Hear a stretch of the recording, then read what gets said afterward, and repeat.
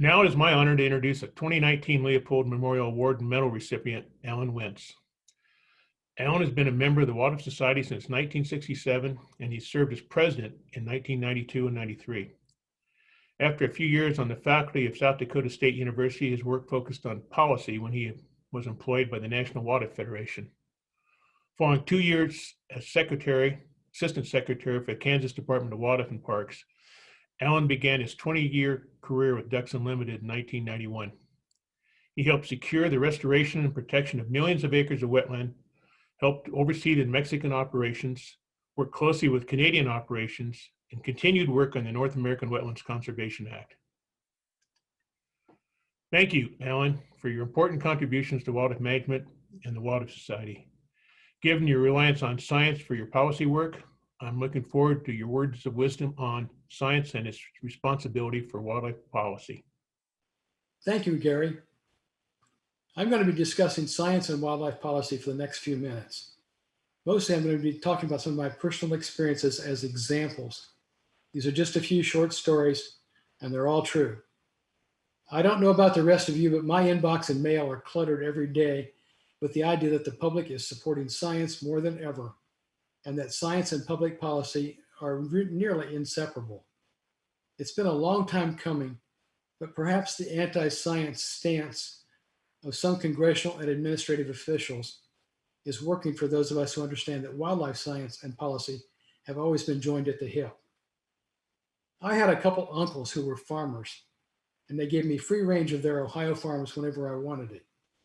One uncle had this beautiful spring-fed creek that had cool, clear water with a diversity of wildlife and fishes. We kids just called it the ditch. It was a band of natural vegetation that emptied into the Scioto River, which really was a large ditch. After finishing my master's degree in wildlife science at Oregon State University, my wife Jan and I returned to Ohio, where I had been hired as assistant curator of the herbarium at The Ohio State University. I thought, I can't wait for hunting season and the chance to go prowl the banks of the ditch and maybe even collect a few pheasants and ducks. November came around and the chance was now. I made the short trip back to Northwest Ohio and headed out into the field. When I looked down in the fields, I went into shock. The ditch was gone. All I saw was a wide engineered set of slopes that stretched straight into the horizon. There was no water and almost no vegetation in my whole view, except a few clumps of grass.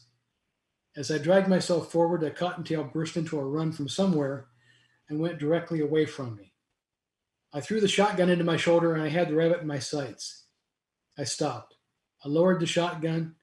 The rabbit even stopped, seemingly as puzzled as I was.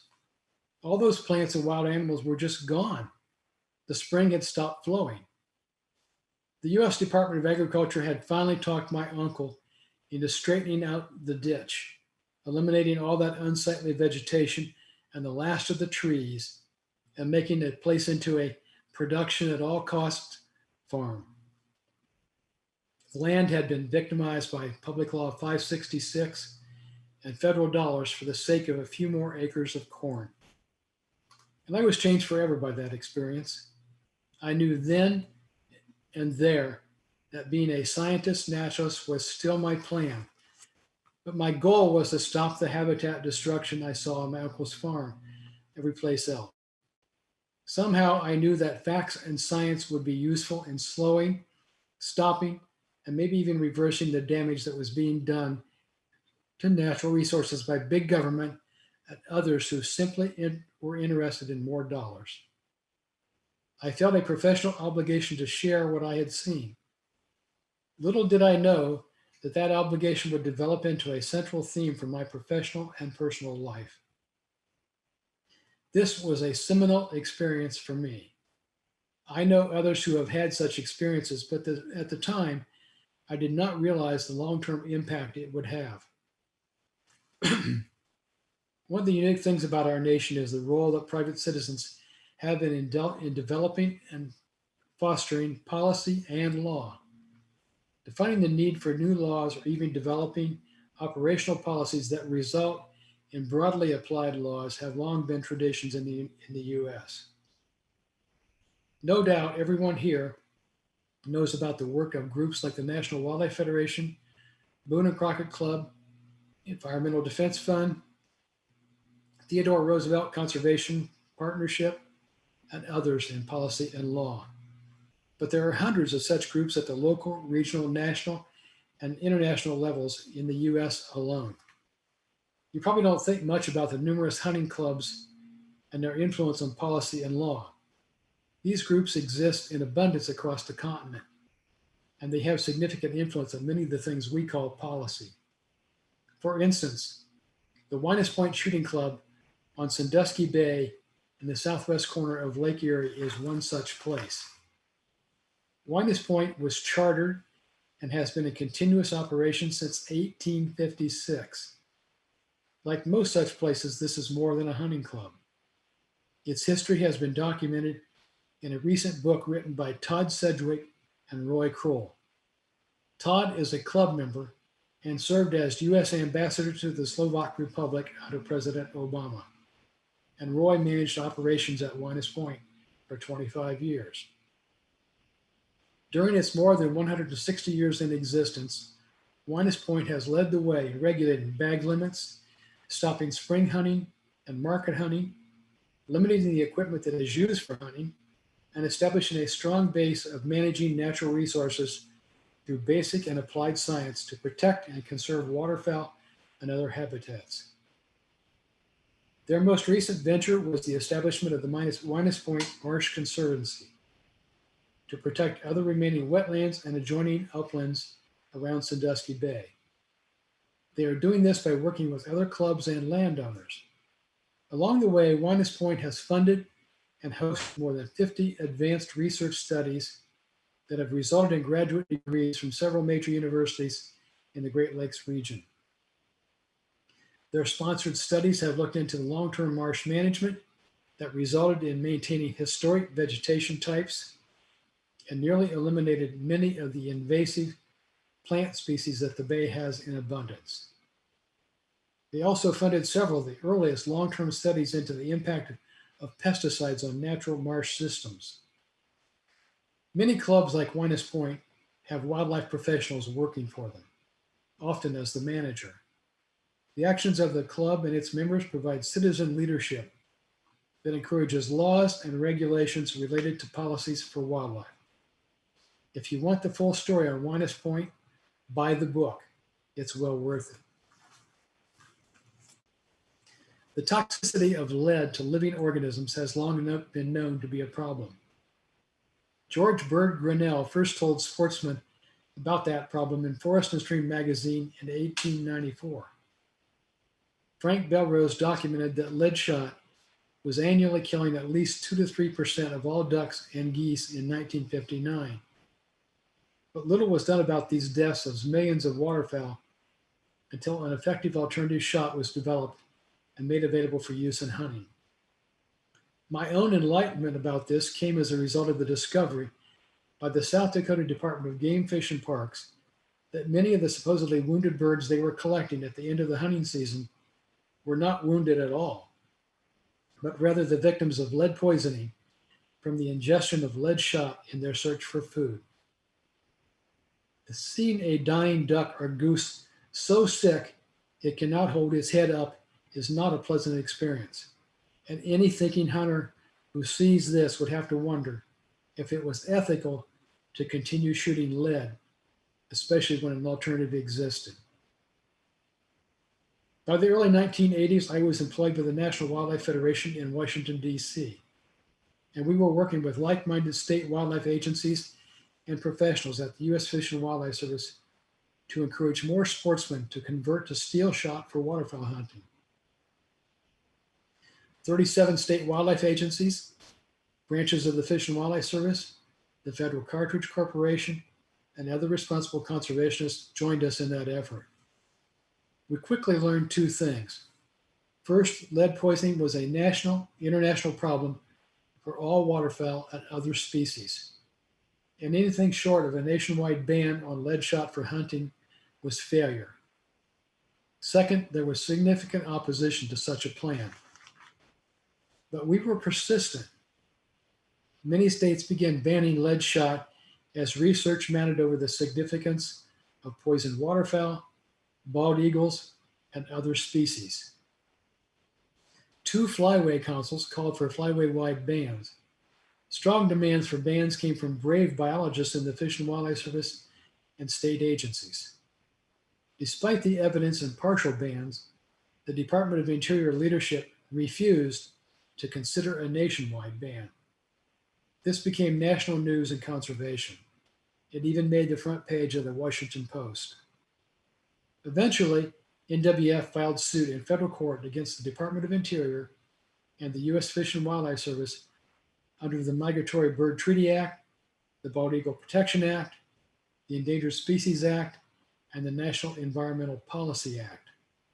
Science and wildlife professionals won the battle over lead shot as a result of our lawsuit. The senior people in Interior who had resisted caved, and we phased in lead shot for all waterfowl hunting nationwide by 1991. A big part of the problem was solved. But wild animals are still being poisoned. Condors, upland birds, mourning doves, and many other species still suffer from the lead we leave behind as a result of hunting. The Wildlife Society and American Fisheries Society have both taken strong positions that lead must be banned or phased out. TWS President Dr. Gary White recently wrote an editorial on the Wildlife Professional demanding that we make this happen now. He is right on target, and it is up to NGOs, states, and other conservationists to make sure we get the lead out of hunting and fishing soon. It has been well over 100 years since we became aware of this problem. It is time to end it. This issue has nearly every element of what it sometimes takes to accomplish a policy objective. It involves science and research, citizen pressure, legislative and legal action, persistence and compromise, temporary failure, courage, and more. Someday, hopefully soon, the final chapter in this saga will be written.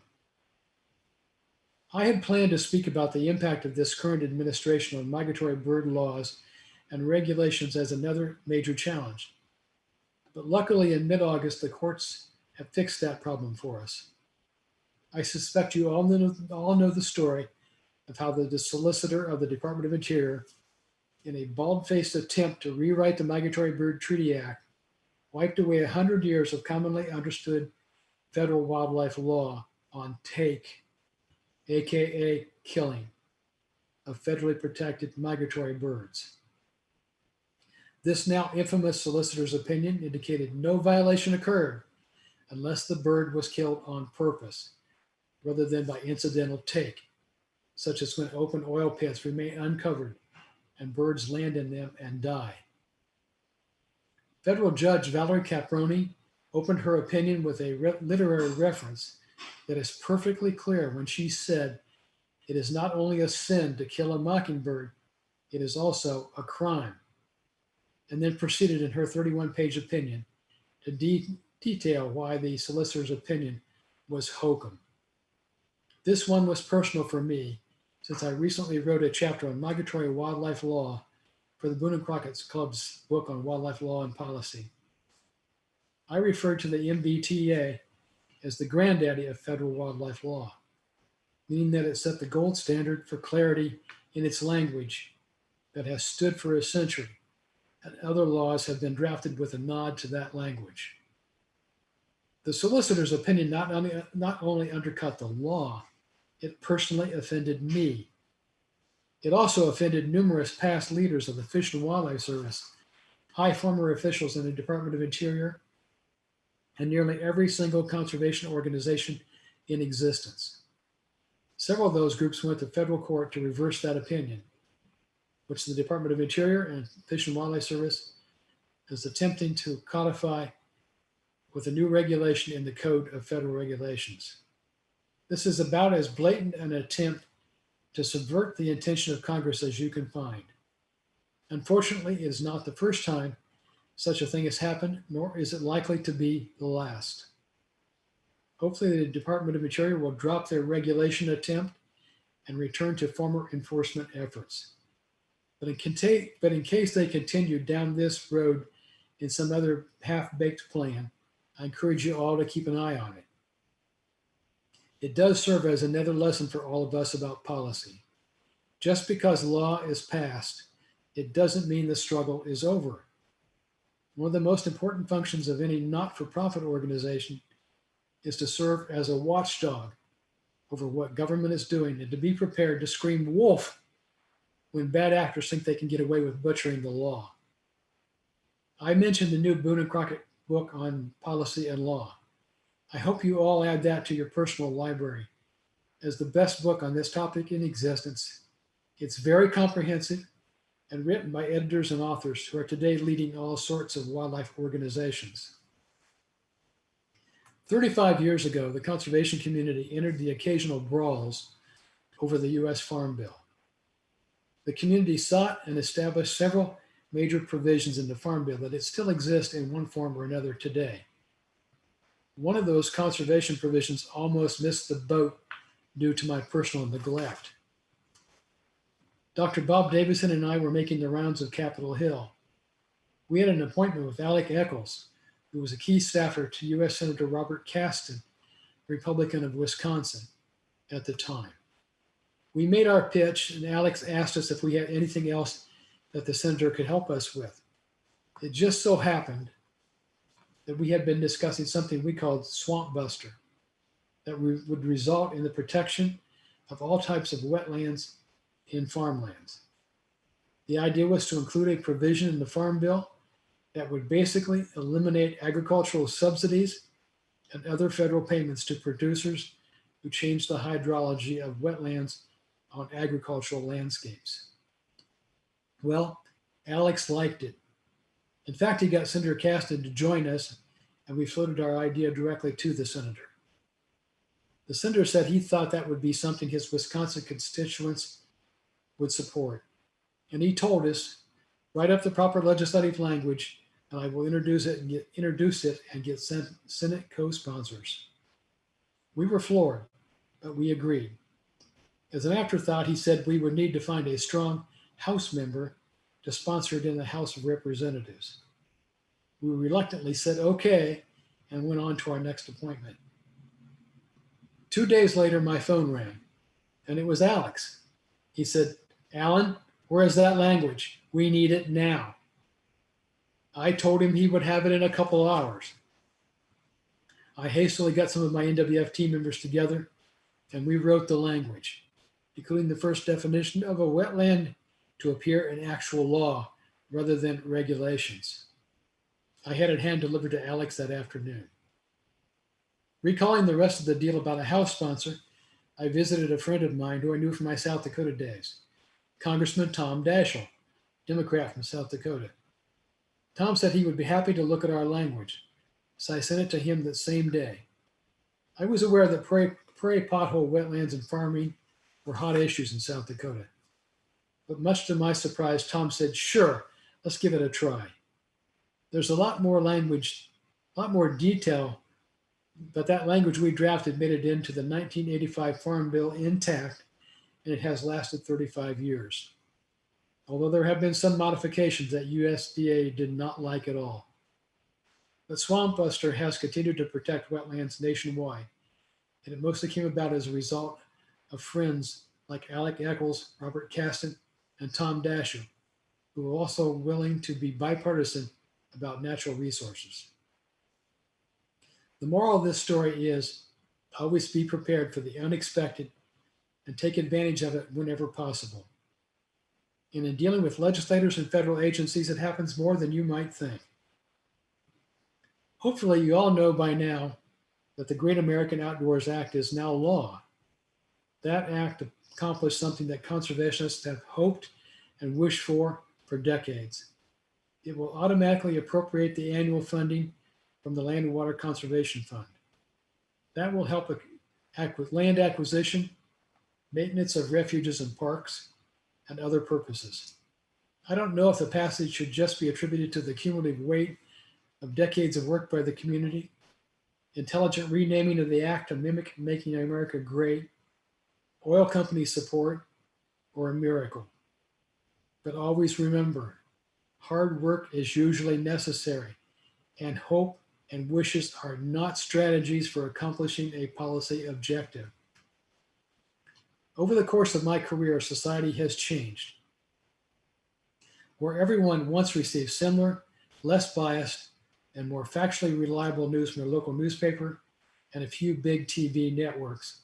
People can now obtain news slanted to support their worldview 24/7. As newspapers have lost subscribers and business, opinion leaders such as outdoor writers and science writers have also disappeared.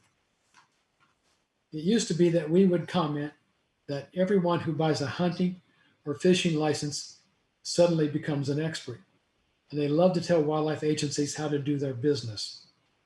Today, it only takes a social media account to do the same thing.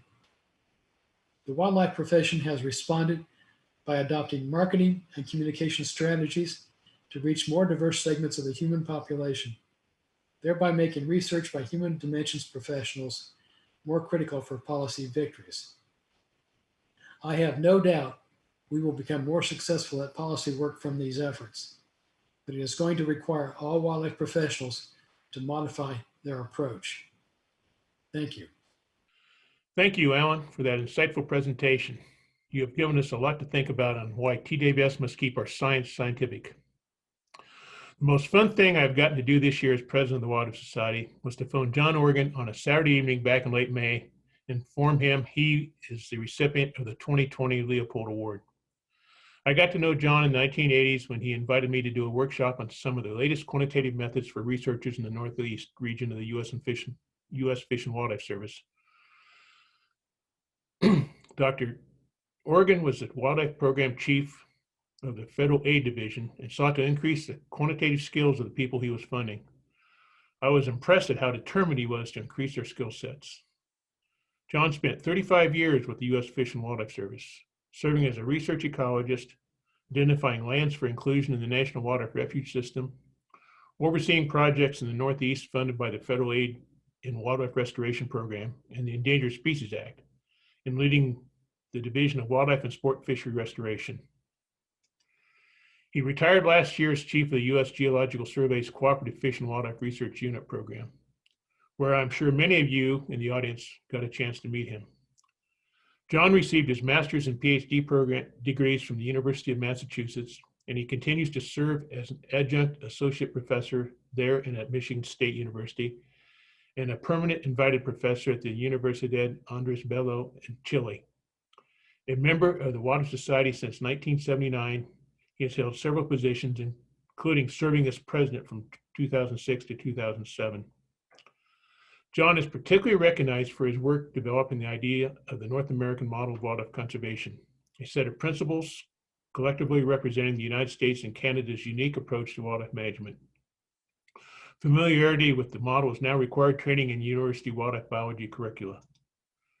John, your contributions to the wildlife profession as a scientist, administrator, and leader have been rewarded with the 2020 Aldo Leopold Memorial Award, an award you truly deserve. I'm Gordon Batchelor, Vice President of the Wildlife Society, and we're here today to honor Dr. John Organ as this year's winner of the Aldo Leopold Memorial Award. I'm John McDonald. I'm past president of the Wildlife Society, and I was the chair of this year's Aldo Leopold Award Committee. I'm Tom Decker, former Northeast Section Representative to Council and TWS Fellow. John, on behalf of President Gary White and all the members of the Wildlife Society, congratulations. Thank you very much. Congratulations. Congratulations, Thank John. you, Tom. My sincere thanks to President White for his kind words, for my colleagues who have joined me here today, and for those who nominated me. I accept this award with utmost humility. Those who have preceded me in receiving this award are my heroes. I find it difficult to feel worthy to be placed alongside of them. I got into this profession because of a deep passion for wild animals and wild places, like so many of you. And that has motivated and inspired me. But looking back on 43 years, the work with my colleagues, with students, many of whom I have not met, but whose work has struck a chord, has truly inspired and motivated me. We work in this profession not for monetary gain or status, but because we care, because we share a passion, and that makes this profession special. I want to thank each and every one of you for carrying the torch of our profession for this most noble cause, the conservation of wildlife. In accepting this award, I pledge to do my utmost to represent what it stands for. Thank you.